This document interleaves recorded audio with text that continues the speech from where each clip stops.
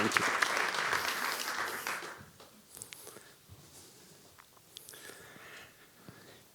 Do you remember the first time you ate chocolate?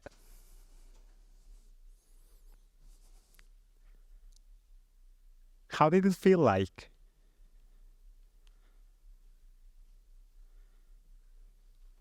What did it taste like?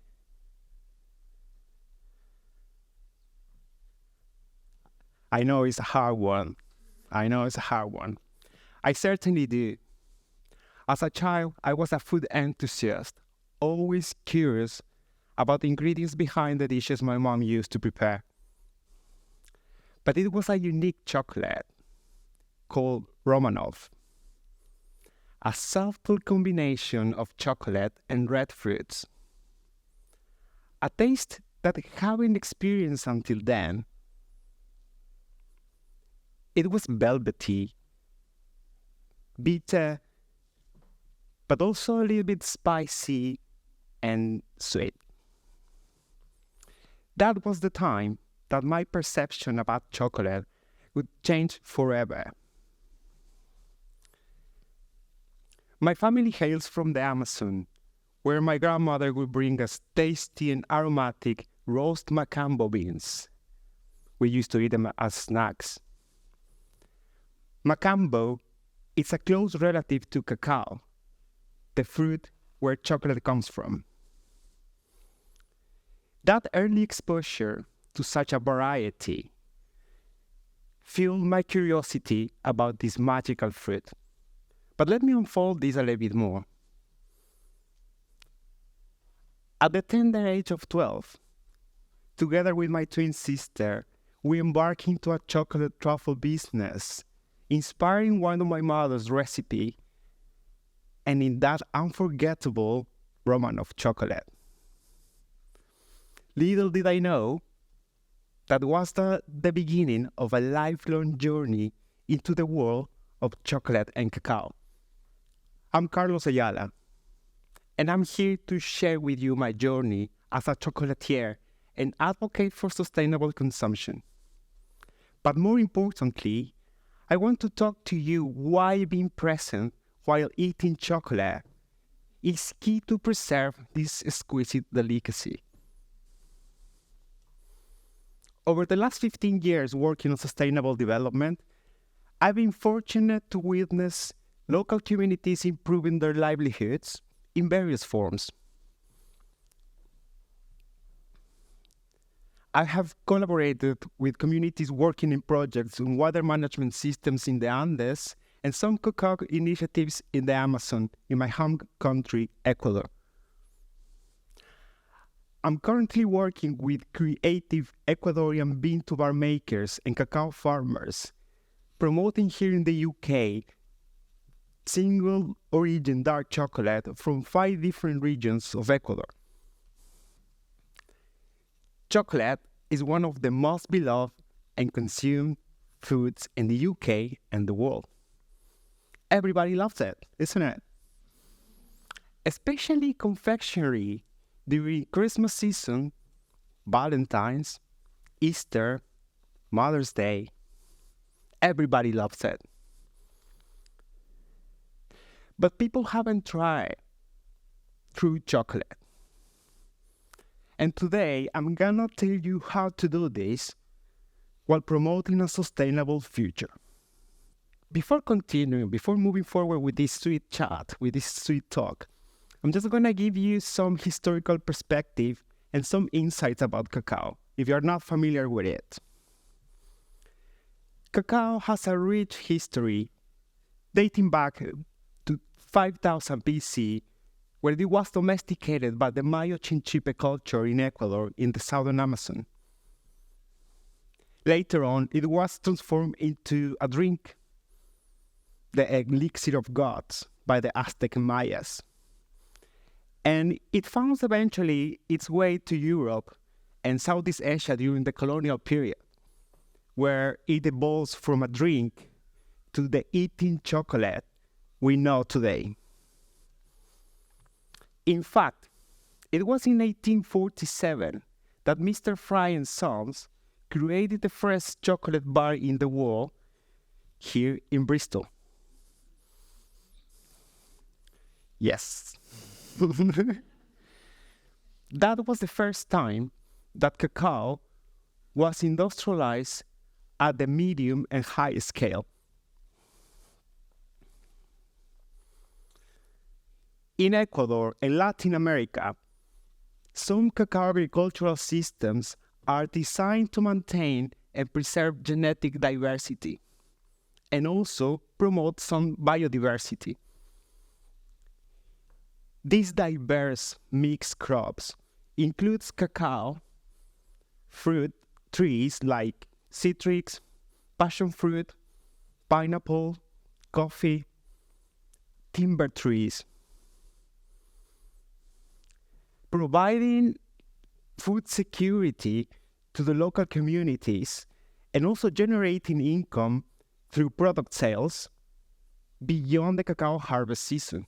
So it's a sustainable agricultural system.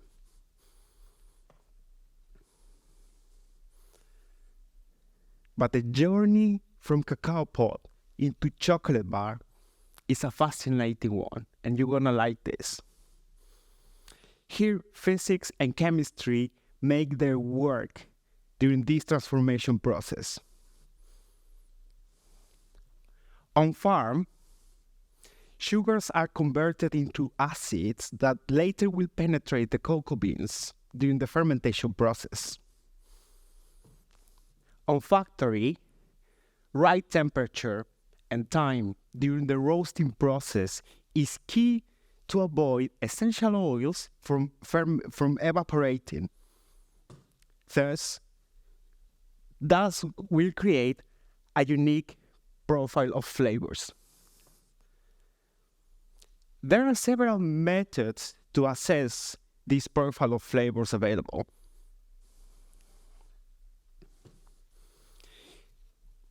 This curated process is called bean to bar. And I don't know if you are familiar with this term, but bean to bar ensures high quality chocolate, as well as it encapsulates cacao's nutritious and aromatic characteristics. But cacao has faced several myths as well, from damaging dental health, we all know that, from being fattening as well. But recent research suggests that dark chocolate will actually support preventing cavities, and it's full of health benefits. It provides a lot of health benefits as well. In fact, cacao-based products like cocoa nibs or dark chocolate are abundant on antioxidants and minerals that provide that directly related with your heart health, and also provides anti-cancer benefits.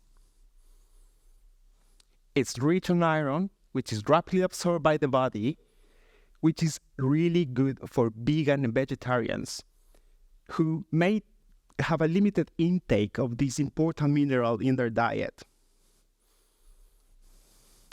And it's also well known that dark chocolate helps to boost your serotonin, which is really good for your mood. What a superfood! Proven natural chemicals provoking joy, happiness, gratitude, love.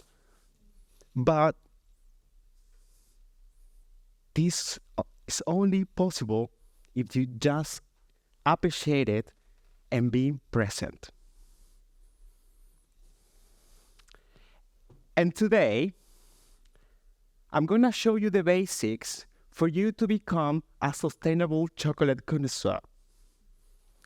So possibly at the beginning of the session, you might have given a sample of chocolate with, if you have it, like colorful one. So if you have with you, you can just take it. I hope you haven't eaten it yet.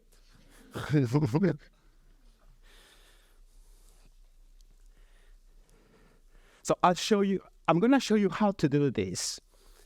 So we're gonna run like a mini sensory experience all together. And you're just gonna follow with me 2 simple steps. So the first one, I invite you to open the chocolate and unwrap it. And while you're doing this, try to smell it.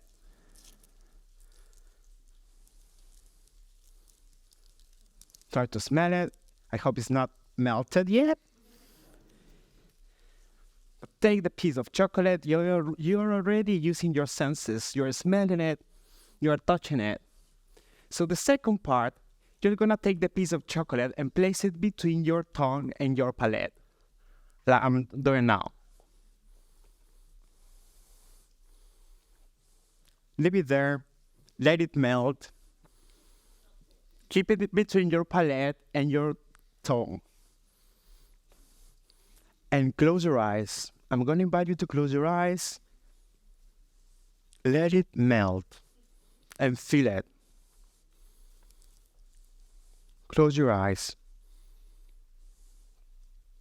As it melts, you might be possibly feeling something watery, something buttery. Is that melting quick? Do you feel some coffee notes? Or possibly you feeling nothing, which is also okay. It's also okay. So open your eyes and stay there with the chocolate. Did you see any difference? Did you note any difference? You have experienced texture, aroma, and mouthfeel, which actually keep the chocolate there. That's how we promote a sustainable future for cacao. I hope you enjoyed the experience. This was a 70% dark chocolate Cotopaxi from Ecuador, my home country. This is fine flavor cacao, and this is the way we appreciate chocolate. Now, the existence of chocolate wouldn't be possible without cacao farmers, their livelihoods, and their commitment to preserve these fine cocoa beans. But they face challenges, such as struggles within the supply chain, social conflicts due to land ownership, financial constraints, climate change. Those are big challenges we possibly don't realize. And of course, we can still eat chocolate confectionery, but I urge you to choose experiencing dark chocolate made with cacao, ethically sourced and locally produced. First of all, you will be aware of eating a super mega food, like the right one you have today. And secondly, you will be supporting authentic, sustainable cacao farming. To conclude, this is a call for action, because being actively mindful and present when eating chocolate is key to preserve this luxurious fruit.